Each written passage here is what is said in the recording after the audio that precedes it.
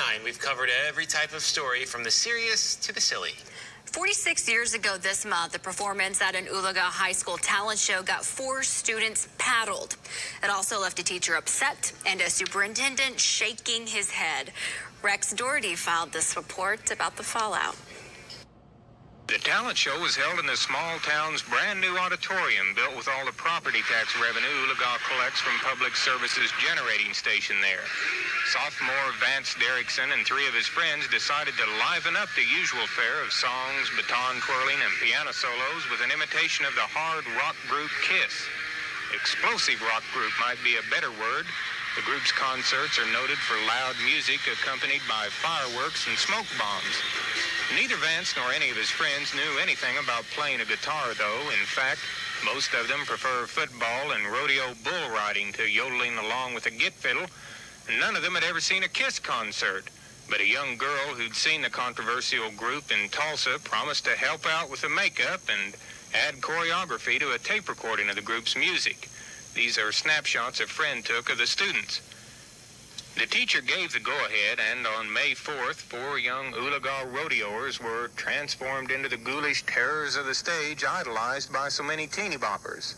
The problems began when, as part of the act, some kids backstage began throwing out smoke bombs and firecrackers to help make the act more realistic. 4 days after the talent show, the teacher in charge of it called the boys in and gave them all 4 whacks apiece with a paddle for violating school rules about fireworks. The boys claim she okayed the Kiss imitation, fireworks and all. They never said nothing about it, so I guess the kids just thought that they could go ahead and do it, and we did. So we got punished for it for no reason. What did the teacher tell you after that afternoon show? She said it was good, and that night and it needed to be a lot louder, so we turned it up. And so She said it was good, but it needed to have the music turned up? It needed to be louder, and then when we tried out, they said we needed to put more act into it, so we did. The school's music teacher, Debbie Butcher, was in charge of the talent show. She hardly looks big enough to wallop a gang of rock and roll bullbusters, but she said the boys pulled a fast one on her and deserved a whipping.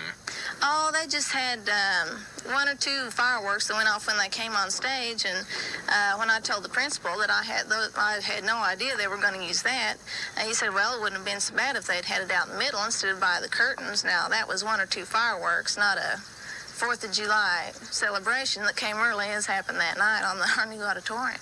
Vance's mother said that it wasn't until the school board saw the smoke billowing up from their new stage that someone got concerned. The teacher was there, the principal was there, one of the board members was there, and nobody stopped it.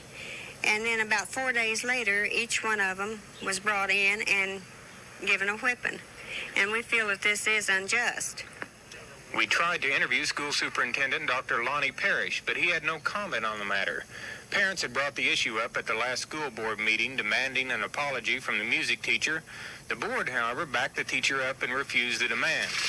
The teacher says she owes no one an apology.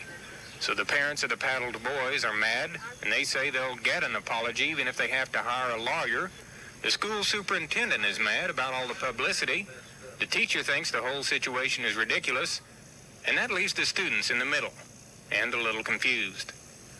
If they go around telling you can do something and get in trouble for it, what kind of school system is that? Rex Doherty, Channel 6 News in Oologah.